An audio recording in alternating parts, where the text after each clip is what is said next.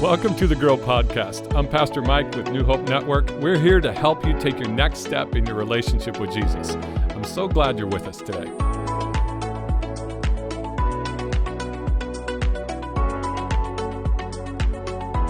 What's up, New Hope family? Welcome back to the Grow Podcast. This is episode 16. Very excited to have you here, Pastor Mike. Thank you for being here again.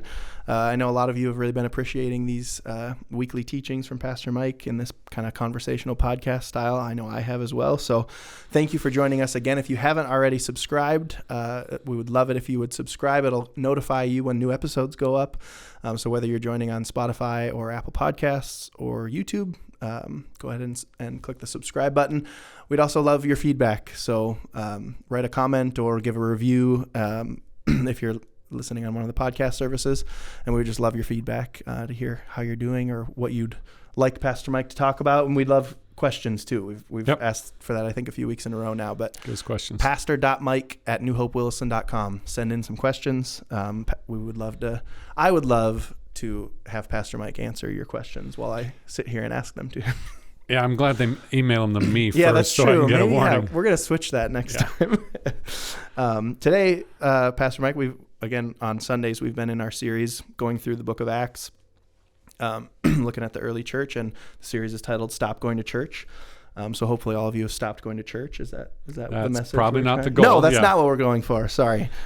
Yeah. Learning what it really means to be the church instead of just attending church. And so today on the podcast, we're going to talk about conflict, because you love talking about We go from one fun subject to another. Yeah. Last week it was fear. Good times. This week is conflict. Yeah. But when you look at the early church, both of them were part of the history. We kind of think it's new to us, but it's been part of the human existence, just like fear, for forever. Conflict, I think the Bible makes it clear, conflict is inevitable. Luke 17, we've talked about this, says offenses will come. Matthew 18, Jesus walks through, here's how you handle conflict, and gives this whole formula. And you notice in there when he says, when it happens, here's how you here's how you handle it. In the weekend teaching, as we walk through Acts, one of the key chapters in the book of Acts is Acts chapter 15. And when you just kind of read it, it almost seems kind of boring. It's like, oh, they had a meeting and they decided stuff. You just called the Bible boring. Yeah, I know. There are parts of it. Have you ever read Numbers? I'm just saying. We should do a Numbers podcast when you look at Acts 15, it almost was the first church split. And they were just been the church for a few months almost, or we don't know exactly, at least in the first couple of years. And it was this huge, huge moment. So it's a great study into what conflict is supposed to look like when the church was really in its rawest form, as we've been saying it. Bottom line is conflict within, well, I'm really going to mess with some people in this, but conflict for us in this sin-filled universe is inevitable. I think why I'm going to mess with this is I'm not even sure conflict will disappear once we get into eternity. Now, I'm going to play with semantics. I don't think it will be conflict, but I believe there will be disagreement, because we'll all be unique. So it's just sin will disappear from it. Now, I don't have any scriptural evidence for that, so you may call that heresy or whatever. But here's Are you saying there will be Packer fans in heaven? Is that what you're getting at here? Oh, there will be conflict. Pushing it. That's pushing it. Just kidding, Packer fans. No, he's not. I mean, we'll have conflict, but I'm glad you'll be in heaven. But I think there will be points, because that's part of how I think God made us as human beings, and that's not going to change. Or in our disagreement, we grow, we learn, and we move things together. So how we handle conflict, how we handle disagreement, nicer word for it, I think is inevitable.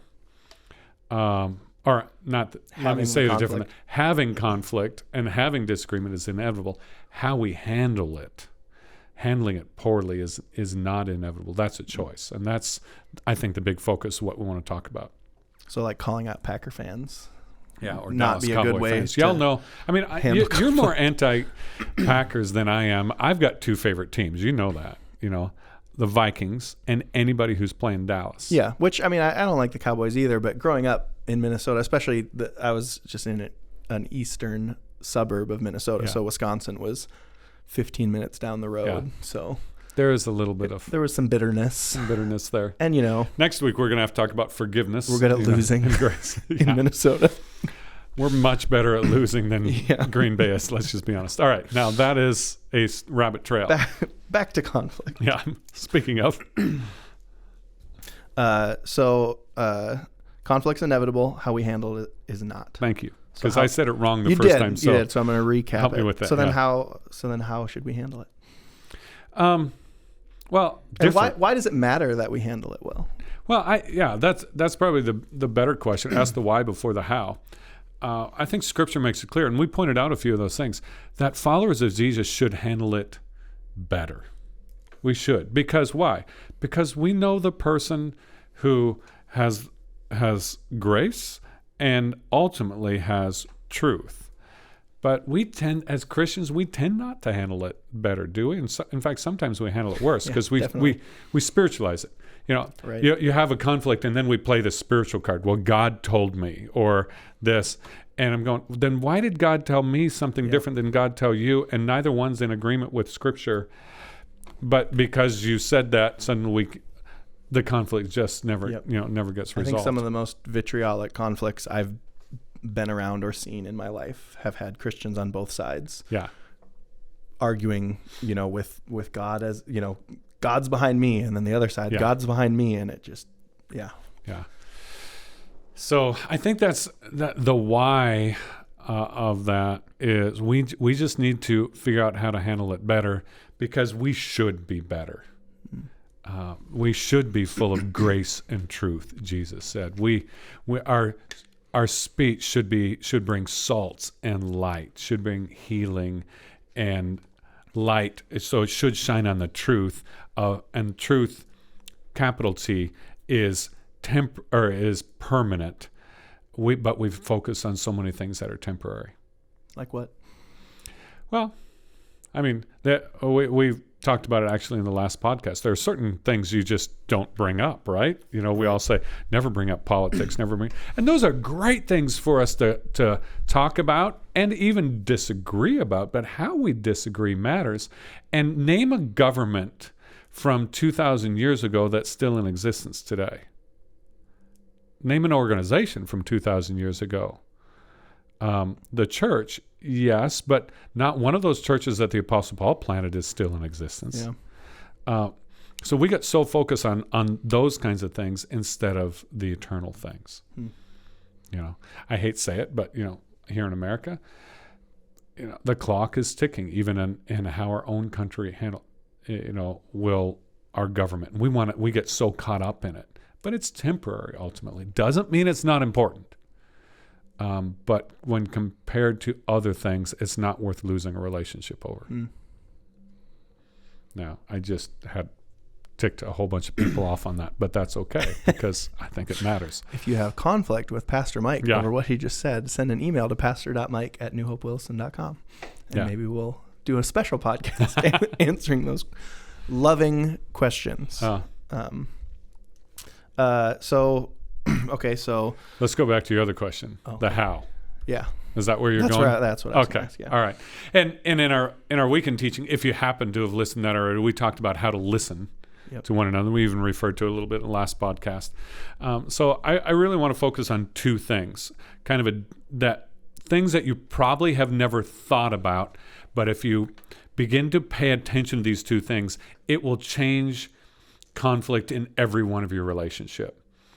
And I'll just give them to them right off the front in 2 words: inputs and reactions. Inputs and reactions. So the first principle for us really to think about is not a new principle. I mean, back in my day, it was garbage in, garbage out. You talk about that in the computer world. You don't get anything out of a computer that you didn't put into it. We want to argue that, but someone had to put it in there. And the same is true with your mind and with your mouth.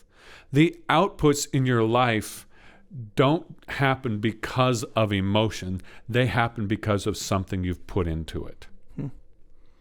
You say, but in the moment that anger happened, yes, the anger happened but what came out of you in that moment was because of something that has already been in there. This is true of how we think. This is true of how we speak. And it's true of stress. How we handle stress is a direct result of the inputs. When you look at military training, they train you, or different kinds of training. They train you how to act in stressful situations so that, you can disassemble and assemble and clean your rifle under the most almost stressful kinds of things. It's just muscle memory. What is that? Because they inputted it so much. That's what will come out even in the most stressful situations. So the big question for you is, what are you putting into your life? If you pay attention to what you're putting into your life, and I'm getting in teaching mode. I don't mean I want to have a more conversational here, but pay attention to what you're putting into your life. Because that will affect what's coming out of your life. And this goes back to what we were just talking about. I think the reason so many Christians are handling conflict the same or even worse than people outside of that is because we're filling our minds up with viewpoints and temporary things, and we're calling it truth and eternal. Yeah. And we aren't filling ourselves with things that are truly timeless truths. Last week we hit on it, and should have hit on it stronger 2 weeks ago. We've been talking about God's Spirit being in us, learning to hear His voice. I think the greatest sign of maturity for a follower of Jesus is, are you growing in hearing God's voice? The primary way we hear God's voice is Scripture. And if you aren't investing your life in Scripture, that's why we talk about gatherings. Make sure you're in a gathering where it's being taught, in a group where it's being processed. Even serving. It's putting word into action. But also make sure you're spending time in it privately and personally. And we'll talk more about that in coming weeks, even about how to spend time in Scripture privately and personally. But, if you're upset about something and it's not in Scripture, not something you've overlaid in Scripture, over Scripture, but it's not in Scripture, then it's not a timeless truth. And, we could give, different examples of those kinds of things. Politics is the easiest one these days. We get so caught up over right and left politics and this and that. And those things are important. And we want to spiritualize them and turn them into Scripture. But, Scripture, Romans 13 was talking about the Roman government, which was not a Christian-friendly government. And it said, submit to your rulers. What do we do with that? That's a timeless truth. Mm-hmm. It doesn't say you scream and yell and pick at them. And so there are some of those things that we just need to pay attention to what we're putting in our mind. I think you touched on it earlier where, like sometimes we think, well, we're the first people to have conflict like this, and it goes back forever. However, we definitely are the first people to have this much everything. You just nailed it. As easily to consume as it is right now, whether it's visual or audio or something we're reading, we have everything. Yeah. And it's constant. And that's the key. Pay attention to what's going in your mind, because you're right. 100 years ago, 200 years ago, even a couple decades ago, we were not inundated with this much information from all different sources, and most of it partially true, but not completely true, which is the key. And we weren't wired for this much information yet. I believe someday, when sin's removed, maybe, we'll be able to. But we weren't wired for this, and so we have not learned and not been taught to put boundaries. If news is ticking you off and filling you up with stuff that's coming out of your mouth, limit it. I'm not saying cut it out completely. I have about 2 news sources that I go to. I'm not going to tell you which ones because they're for me. And let me list them for you guys real quick. 2 news sources I go to from 2 different viewpoints. Because I figure somewhere in between is probably the truth.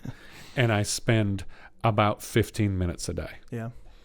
And honestly, during COVID is when I limited it before. I really ratcheted it down because I found myself getting caught up in things and realizing that's important, but it's not necessarily capital T true. And I want to make sure what I'm putting into my mind, because that's what's going to come out, is capital T true. I think one of the big questions for us to ask is, how much do you know about other people's opinions or the news? How much more do you know about other people's opinions or the news than you do about what Jesus said about even something like integrity? Is that your nice way of saying how much more are you on Facebook than reading the Bible? Maybe. Yeah. But yeah, I mean, social media consumes so much of our time, and sometimes we justify, well, I have to be on Facebook for work, so that's why I end up on Facebook, sometimes that's true. Like I have to be on Facebook for work, but I do, just going back to the inputs. Do you need it on all of your devices? Right.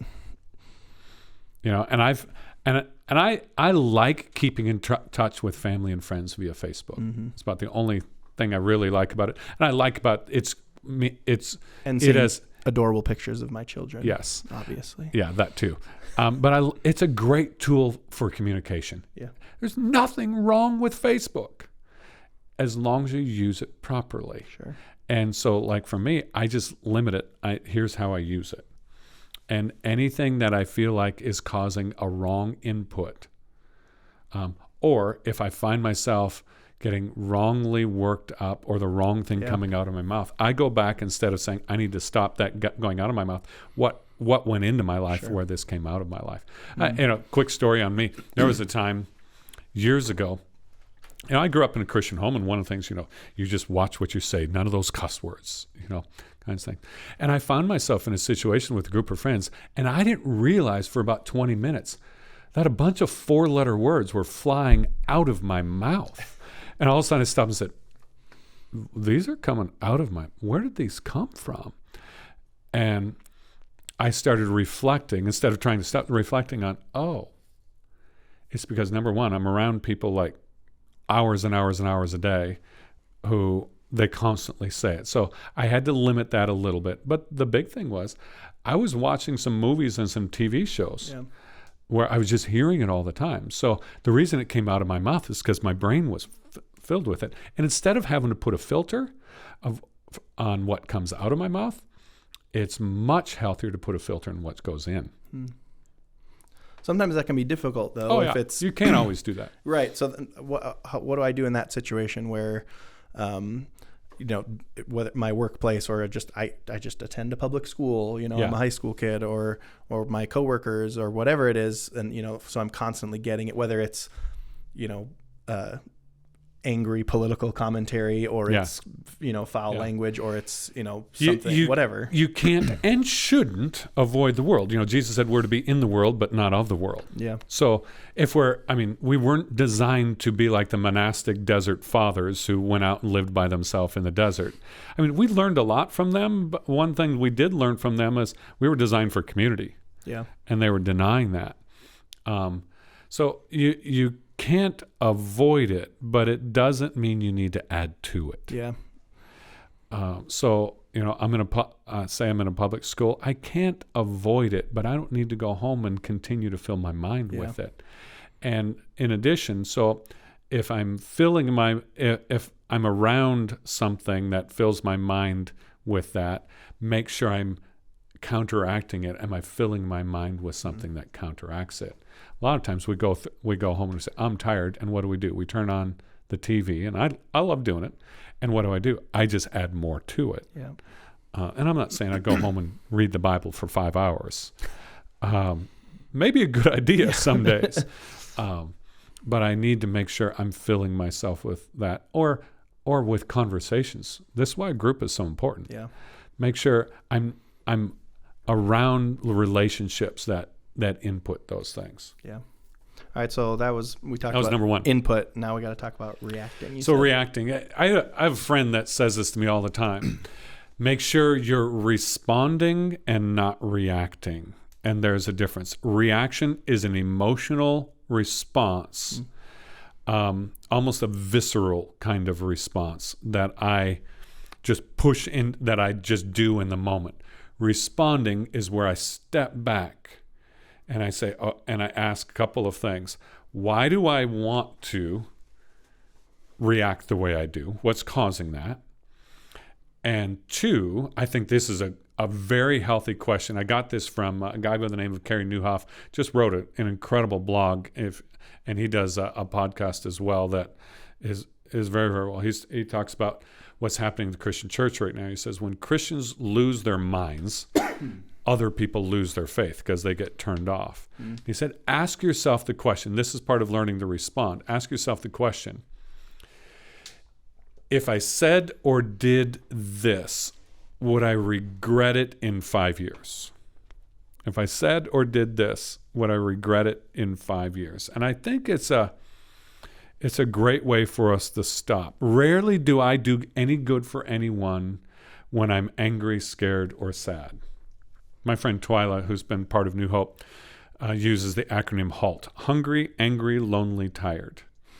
And I'll find myself, like in my relationship with Kylie, where she does something. Could be, she says something, she's across the room and eating something, and and she's, and in my mind I'm going, she's chewing too loud. Anybody else, have that problem? And why am I getting upset by that? And I'll stop and go, is it hungry, angry, lonely, tired? And normally it's one or more of those things. And so I'm wanting to react instead of step back and respond. So I have a question. This is something I've seen a lot, especially over the last couple of years. Mm-hmm. And I've heard it in person, and I've seen it posted on social media. And so you have this unhealthy conflict that's happening, and someone steps in, and sometimes it's a Christian, sometimes it's not a Christian, steps in and calls out a Christian who's maybe not behaving in a way that we're talking about here. And the response is, it's okay for me to, be aggressive and mean about this because it's truth. And then they like to pull the, Jesus flipped tables in the temple example. So I'm just flipping tables in the temple. So how would you respond to that situation? Not how would you post on Facebook, but, what would you say in that situation? Well, I mean, there's a place for grace and for truth. And we tend to want to flip tables. And remember, he only did it twice. And it's something that happened every year. So we want to flip tables all the time as a reaction. Sure. And he was doing it, I think, not in reaction, but in response to a timeless truth. And he said, my God called this a house of prayer, and you've turned it into something else. And he'd been teaching on it. He'd been talking about it. You can read about it. And no one was listening. Mm-hmm. And so I believe, as I read through it, it was a calculated response, as he walked through it. And he didn't do it every time. Right. As he approached the temple. I mean, he'd been going to the Passover since he was a child. And I've heard a lot of people talk about that. And there's I think a lot of teaching and writing on that. But I think we need to be very careful. Because there is a righteous anger. Mm-hmm. But sometimes we call something righteous that's based on preference. Sure. And if we're going to do that, that's why it's a response. We need to make sure we've listened carefully. Do I understand what's really happening here? Have I clarified? So if you say something or you do something and it ticks me off, do I really understand what's happening here? As we work through it. And I ask, is this a timeless truth, or is it just something that's a preference? Or I would say a passion, because there are some things I'm passionate about. I'm a high justice person, and I want to fix everything. Not everything is for me to fix. Let's end with one thing then. Yeah. So how I feel like a lot of the time we just mix up our priorities, and we put that thing that we're passionate about, or the whether justice or freedoms or whatever that is, becomes the most important thing to us, and we lose sight of what should be the most important thing, which is showing God to people who don't know him, reaching the lost. And so how do we deal with conflict in a way that allows us to have that as our top priority? How is the way I'm handling the conflict in this situation going to help people come to know Christ? Going back to that quote you had, when Christians lose their minds, people lose their faith. How do I? When you feel strongly passionate about something, don't react in the moment. I think we've got to learn to not do that. Sleep on it, pray about it, and ask. I think the big thing to ask is, why am I so passionate about this? And for so many of this, it's because there's a desire that's been unfulfilled or twisted. And then, I think we ask the Lord how to respond and make sure that's in agreement with Scripture. Yeah. And we could spend another 20 minutes, but I think that's a start to it. Yeah, and we're already a little bit over. I do want to read something you had in your notes because I thought it was really great, and you didn't get to it because I probably distracted you a bunch. But you said the best way to reach a lost world that disagrees with you is to start real relationships with people who are different. I think that's part of it. And so, you said conflict is inevitable, and so the objective here is not surround yourself with only people who talk and think and look exactly like you, so that you won't have conflict. And you're saying on the contrary, we should build relationships with people who think differently than us and see things different, so that way we can use that relationship. I have a good friend who does that brilliantly. She, in all the issues of the last 2 years, she realized, these people matter. God made these people, and they're passionate about it, and I don't get it. Yeah. So she sat down and just said, I'm not going to say anything other than say, I'm just going to ask questions. I just want to understand. And at the end of the day, we may not agree. I just want to understand why. Man, if we as Christians would just do that, and maybe that's our homework for this week. Find someone that you disagree with and sit down and say, I'm not going to react. I'm not even going to disagree with you. Yeah. I'm just going to ask questions because I want to begin to understand why you think and feel the way you think. It's good homework.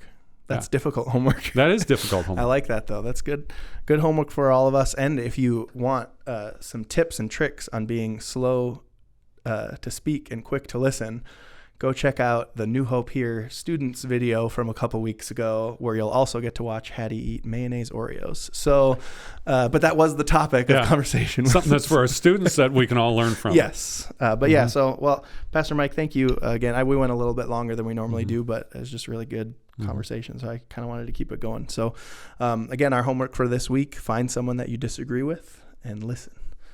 Try to learn, try to understand, and don't react. Yep. So we'll all take that for our homework. Remember, growth always starts with the next step. So that'll be our next step this week. Let's try to work on our conflict management. All right. Thank all of you again for being here. Again, remember to subscribe so you automatically get notified when new episodes go up. And we'd love your feedback. So whether it's a comment or you can send an email to pastor.mike@newhopewilliston.com. Thank you again, church, for being here, and we'll see you next time.